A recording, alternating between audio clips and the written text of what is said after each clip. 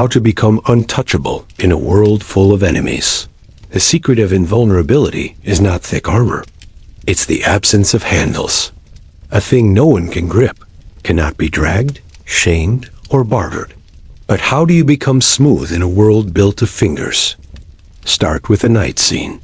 An office lit by a desk lamp. A name on a piece of paper. A decision traveling through cables and signatures to erase a life. Across the city, the chosen target sleeps lightly, because light sleep is an animal's last insurance. Only one of them truly feels safe. It's not the man with the power to press send. It's the other one, the one who long ago decided that what can be taken from him is not what he lives for. That is the first map of untouchability. Draw your life on land that enemies cannot invade without finding nothing they want. History tries every other map first. Kings claim the sky.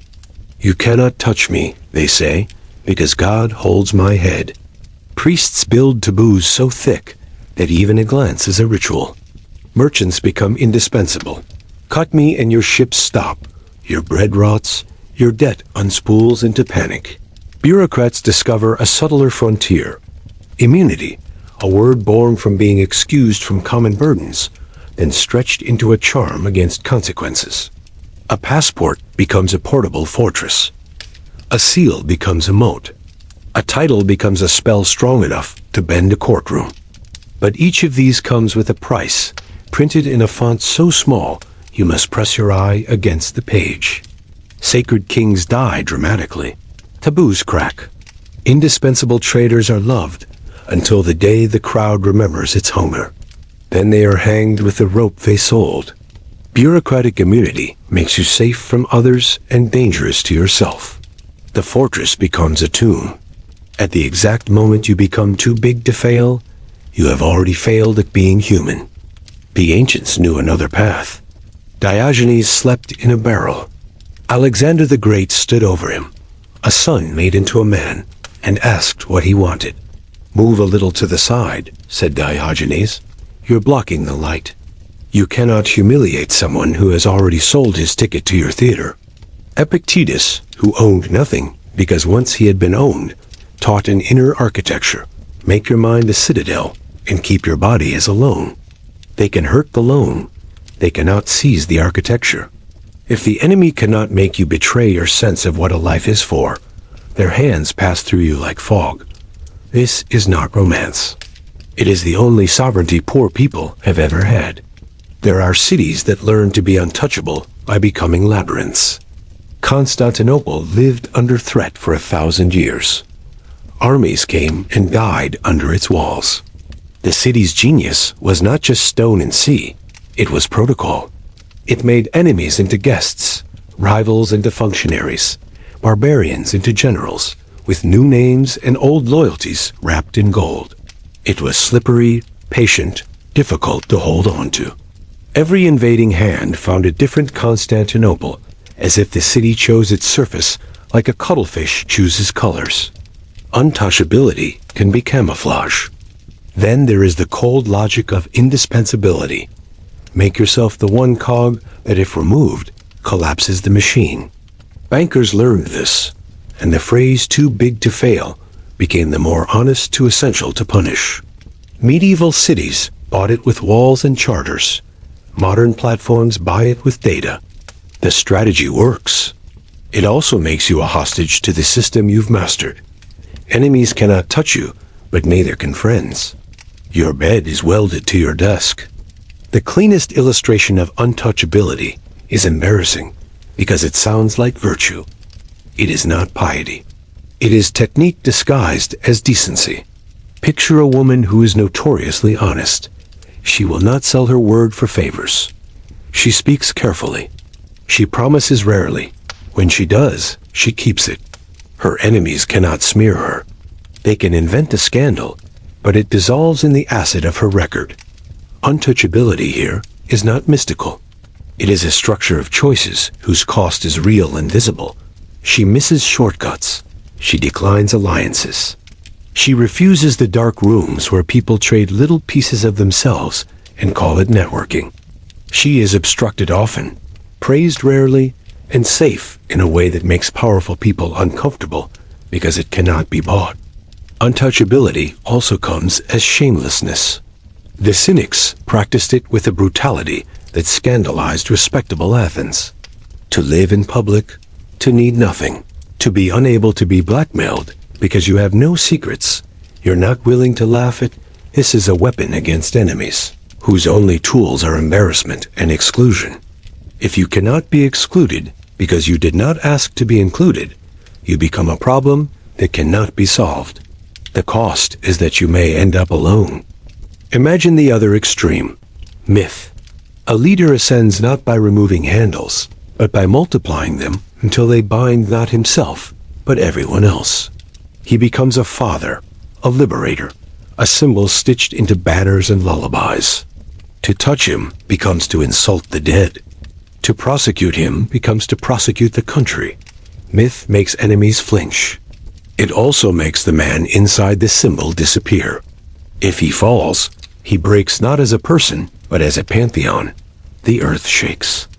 Untouchability is purchased by endangering everyone nearby. In some cultures, an insult to the flag is an attack on all. In others, mocking the flag is a sport. The difference is how sacredness is distributed. When sacredness is concentrated, untouchability is centralized and brittle. When sacredness is diffused, when 1,000 small things matter more than one big emblem, the enemy's hand closes on mist. There is no single object to desecrate enough to satisfy the desire to harm. Societies that survive centuries learn this distribution instinct like trees, learn to bend with prevailing wind. States invent legal spells, diplomatic immunity, parliamentary privilege, sanctuary in a church. These are contracts saying, for the greater good, some people are harder to touch. Often this works. A messenger must travel safely through hostile territory so that enemies can negotiate. A legislator must speak freely so that power can be challenged. But whenever law creates walls around bodies, bodies move in. The privilege becomes a castle for cowards as easily as it becomes a bulwark for courage. The world's history is a necklace of moments when the cloak of immunity covered both a truth-teller and a thief. There's another theater where untouchability is rehearsed every day, the marketplace of reputation. Your enemies in this arena do not carry swords. They carry stories. They assault the fragile web of trust that lets you speak, work, love without suspicion. So how do you become untouchable there? You can try to dominate the narrative. Hire the best publicists, deploy the prettiest words, curate the most flattering angles. Or you can try something else. Eliminate the distance between your life and your image. Live in a way that if a microphone were left on, your words would not bankrupt you. That is not sainthood. It is a strategy that trades glamour for sleep. You become boring, and then suddenly you are dangerous because boredom is invulnerable to scandal. There are dark methods too. To be untouchable, surround yourself with people who will be harmed if you are. Become a node whose destruction detonates networks, careers, brittle peace. Build webs of mutual guilt. This is the mafia's favorite architecture, and corporations have adapted it with better lighting. Enemies will think twice if you fall onto them when you fall. This is effective. It is also why so many empires collapse as catastrophes rather than retire as elders. The most frightening enemy we meet, though, is not on a list. It is the whisper in our own language saying, "You cannot bear to lose this." That whisper gives every external hand its purchase. If you want to be untouchable in a world full of enemies, you must begin here with the inventory of what you worship. Enemies can only touch what you cling to. To loosen your grip is not to float into enlightenment. It is to understand that a little looseness makes capture harder. The descent begins with bad news. To become untouchable, you must decide what you are willing to have taken. The psyche has its castle, but the drawbridge is not where you think. Enemies do not always charge the front gate. They crawl through the rooms we keep unlocked: shame, hunger, belonging, the inexhaustible appetite for being seen as good. So the unraveling starts with a confession. Most of what we call enemies are mirrors that show us which parts of ourselves we have outsourced to approval, to possessions, to titles whose ink will run the first time it rains. Consider shame. It is the original handle. One accusation can drag you across continents if you fear being thought of as less than what your story needs you to be. The cynics solved it with indifference. The Stoics solved it with standards. Be ashamed only of what reason condemns, not of what crowds dislike. The former makes you a stone. The latter keeps you a citizen with a spine. Both aim to break the contract that says your enemies get to define your edges. If no one else can tell you who you are, they cannot pull you by the name they give you. Then there is hunger, in all its masks, not just for bread, but for rank, for revenge dressed as justice, for being necessary to others so you can pretend to yourself that you are immortal. Hunger is the busiest forger of handles. It attaches hooks to your ambitions and hangs them in public. Enemies need only tug lightly. You will do the rest. The antidote looks like humility from far away, but up close it is a series of violent edits. You remove appetites that make you loud. You declare a truce with obscurity. You learn to prefer a small life whose consequences you can survive to a large one whose collapse would bury a city block. History offers models not because they are commandments, but because they make desire visible. Gandhi discovered a strange invincibility. The more he made himself punishable, the less the empire could punish him without weakening itself. His armor was the spectacle of a body that refused to answer violence with violence. It's tempting to call this holiness. It is also engineering. He manipulated optics ruthlessly. He turned the morality of his adversaries into a shackle. There is a cost to this too.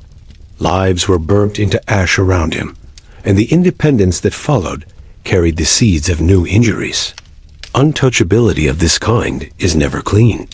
Another figure, Boethius, in a prison cell, writing the consolation of philosophy as his state stripped him of honors and prepared the blade.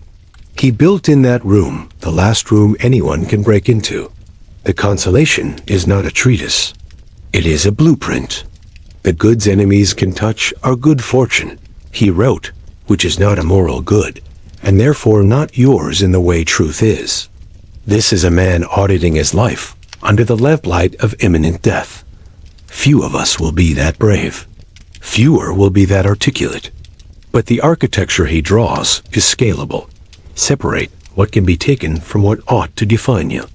Make your identity expensive to steal, because it is not stored in visible things. Now pull back to institutions. How do states, companies, and movements try to be untouchable? They diversify. Redundancy is the organizational version of humility. One ship goes down. The fleet sails on. A leader falls. The council continues. The church invents apostolic succession. The republic writes term limits. The movement decentralizes its funds. Failure becomes specific instead of existential. The enemy who wants to strike a killing blow finds only bruises. But redundancy is boring, which is why so many leaders prefer the intoxicant of indispensability. They skip backups because backups dim the spotlight. They make themselves the story and then are shocked when the story ends.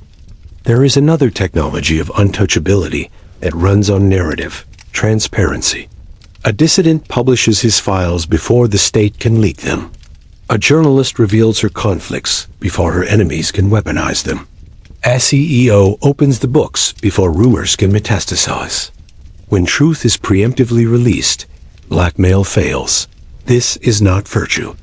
It is an operating system that assumes enemies will come and shapes information, so their arrival finds nothing sharp to grab. But transparency has its own nausea. You cannot be opaque with yourself while being open with others. You may protect your career and lose your fantasy of being extraordinary. You become ordinary on purpose. That is a kind of untouchability that requires killing the glamour you have been cultivating since childhood. Every weapon we invent against enemies changes us. The monk who vows poverty to defeat the blackmail of wealth must learn to live in rooms where single candles smoke. The activist who refuses secrets must accept that intimacy will be harder, because intimacy needs private corners to grow. The executive who builds redundancy must watch the gratitude in people's eyes thin, because no one seems desperately needed anymore. These are not arguments against those choices. They are the bill presented after you've eaten safety.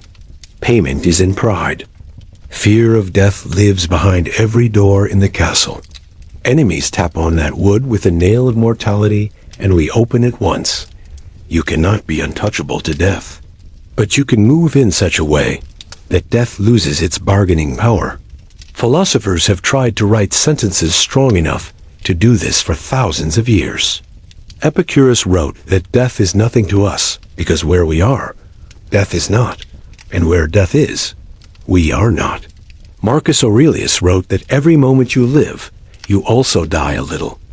The self-drama shrinks under this lens. What your enemy threatens to take, the rest of your life, is already leaving you hand over hand. Untouchability in the face of death is a realism so tender, it looks like courage. Most of us aren't emperors or martyrs.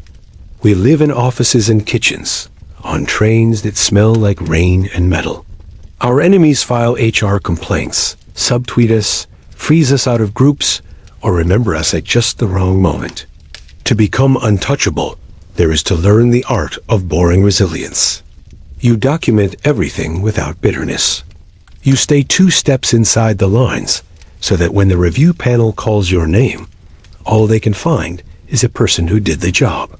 You build a network not of powerful friends, but of honest colleagues whose respect is quiet and not for sale. You refuse the theater of outrage and do the more humiliating thing. You persist. There is very little to grab onto in a person who insists on doing the unglamorous part of the work well. But a trap waits in the shadows of all this stoicism. You can remove so many handles that no one can hold you even to love you. You can sand yourself to smoothness and become a stone that skips across the surface of your own life. Enemies cannot grab you, but neither can you be held. The untouchable becomes the untouched. This is where psychological cunning threatens to turn you into a museum piece. Admirable, intact, cold. To avoid that fate, you must choose the rare configuration. Porous to the right people, frictionless to the wrong. This is not a trick. It is a discipline that keeps you in range of tenderness while denying enemies the fruits of your softness. Think of a violin. It is vulnerable by design. It makes music precisely because it vibrates with the touch of the bow. If you harden it to survive rough hands, you mute it. The work, then, is not to make yourself unplayable. It is to control who gets to play you. Gatekeeping of this kind is not cruelty. It is consent. Your enemies become untouchable to you, not because they vanish, but because your instrument no longer responds to their pressure. Look again at the paradox that governs all resilient systems. To be safe, you must be either necessary to everyone or necessary to no one. One path builds webs so dense that you cannot be cut out without ripping the fabric. The other path reduces dependencies until your removal would alter nothing. Most of us choose a third path. Be necessary enough to be valued and unnecessary enough to be free. That path is a narrow ledge, and we walk it with wind in our hair and stones under our feet. But it is the only one that leads to a life where enemies can howl without changing the temperature inside your skull. And now the hardest confession. The enemy that most endangers your untouchability is the inner need to have enemies at all, because enemies give shape to our confusion. They make our lives dramatic. They let us star in essential films we write for ourselves, in which our obstacles are villains rather than physics. If you can give up the romance of struggle without surrendering the practice of resistance, you deprive your enemies of the most intimate handle, your appetite for a worthy adversary. That is a death of a favorite story. Your life becomes less cinematic and more humane, which is to say less entertaining and more real. We have carried our lantern through rooms of stone and rooms of mirrors. What remains is the hallway with no decoration, the place where the final revelation waits without costume. You cannot become untouchable by becoming invincible. You become untouchable by becoming uninterested in the transactions that make touching profitable.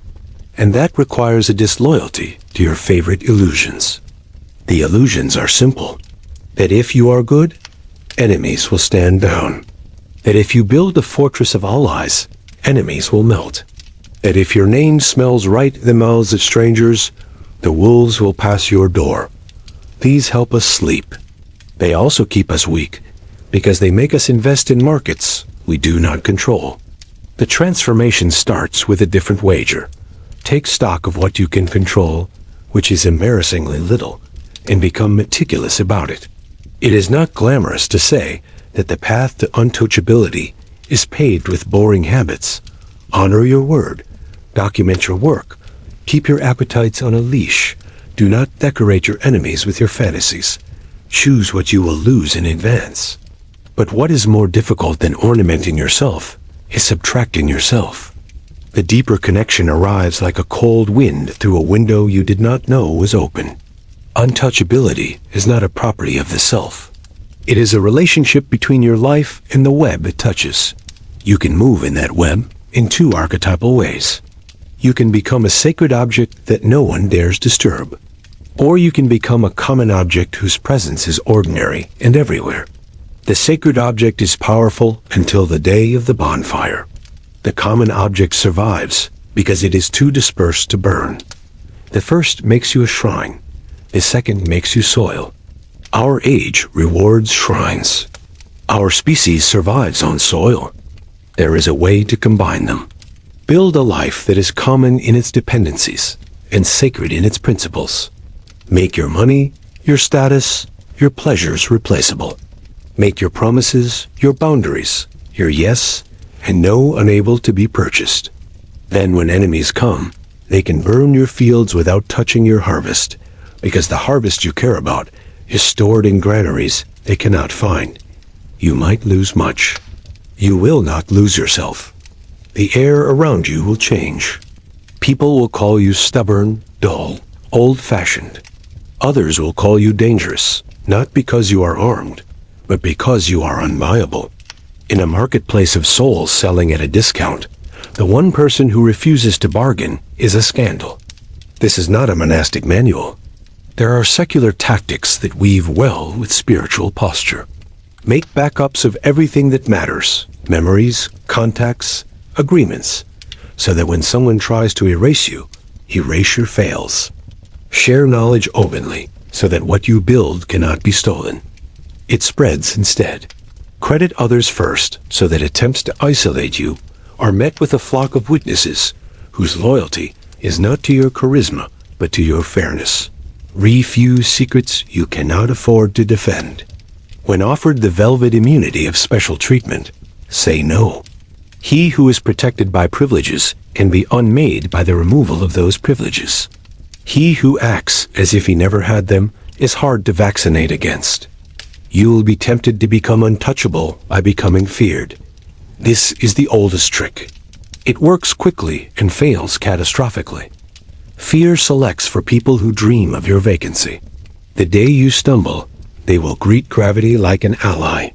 Fear castles collapse not from enemy siege, but from internal celebration of your fall. Respect runs slower, quieter. It is less photogenic. It is also more adhesive in the rain. There is another temptation, to confuse visibility with safety. The impulse to tell your story first, loudest, everywhere, is human and sometimes wise. It is also a factory for dependence. If you need the crowd to keep you safe, the crowd becomes your owner. The algorithm replaces your conscience. You become touchable by everyone because everyone can threaten to stop clapping. The exit is costly. Build privacy back into your life. Keep circles small where they need to be small. Do not pay with your soul for a shelter that charges you daily in attention. The most unsettling truth sits at the center like a well. The only final untouchability comes from making peace with loss. If you have already rehearsed losing reputation, you will survive slander. If you have rehearsed losing status, you will survive exile. If you have rehearsed losing money, you will survive theft. If you have rehearsed losing, period, you will be less likely to sell yourself to avoid it. This is not pessimism. It is training. Athletes visualize failure to inoculate the body against panic. Souls can learn the same drill. Imagine the email that ends your career. Imagine the door that closes with that particular click. Imagine your face reflected in a window on the night you understand that the future you were counting on is over. Let the image burn and then breathe until your pulse becomes a metronome again. When enemies come, they will find a person who already died once and came back with lighter pockets. None of this makes you immortal. It makes you transparent to certain kinds of harm. A glass that does not shatter under a note can still break under a brick. The point is not to deny the existence of bricks. The point is to arrange your life so that most of what is precious to you is not made of glass at all. Make it made of time spent with people who cannot be replaced, of work that would embarrass you if it were not done carefully, of words you can say under oath without tasting bile. Enemies can ruin your schedule, but not your priorities. They can bruise your name, but not your mouth. You may still ask, is there a version of untouchability that does not harden the heart? Yes, but it is the most paradoxical. It requires vulnerability by choice. Tell the truth first. Apologize without being forced. Offer mercy without leverage. Each of these acts makes you attackable in the short term. In the long term, they create a track record that is difficult to deface. To be known as someone who admits fault is to be immunized against certain accusations. To be known as someone who forgives without collecting debts is to be spare change in the pocket of the world. Small, everywhere, hard to confiscate. This is the opposite of how we are trained to survive. It is also how people who endure without becoming monsters have always lived. There is a final image. Imagine a chessboard in a dim room, a game nearing its end. One player is up material. The other is down to the king alone. The king cannot be captured. He can only be cornered. He moves slowly, one square at a time, making a little space where there is none. Untouchability is not the opening where pieces fly. It is the endgame, where economy and patience turn a single square into an empire. Enemies surround you with clumsy grandeur. You move into the only place they are not looking. The ordinary, the unremarkable, the disciplined. When the game is done, you get up, put the pieces back, and walk out into a world that will keep testing your surfaces. Some hands will be gentle. Some will be blades. You will have to decide, again and again, where to grow handles and where to sand them off, who gets to hold you and who gets to slide off. The work never ends. That's the secret people think is a curse and is actually your liberation. Untouchable is not a state. It is a practice. If you can, take one thing with you. Enemies lose their shape when you refuse to be sculpted by their fingers. Build a life that is not a reply to them. Let your replies be byproducts, not goals. Become boring in the ways that keep you safe and vivid in the ways that make you human. When they reach for you, and they will, they'll come away with air and the uncomfortable feeling that the game they're playing is missing its opponent. If this opened your eyes, subscribe to Boring History, because the truth is never boring.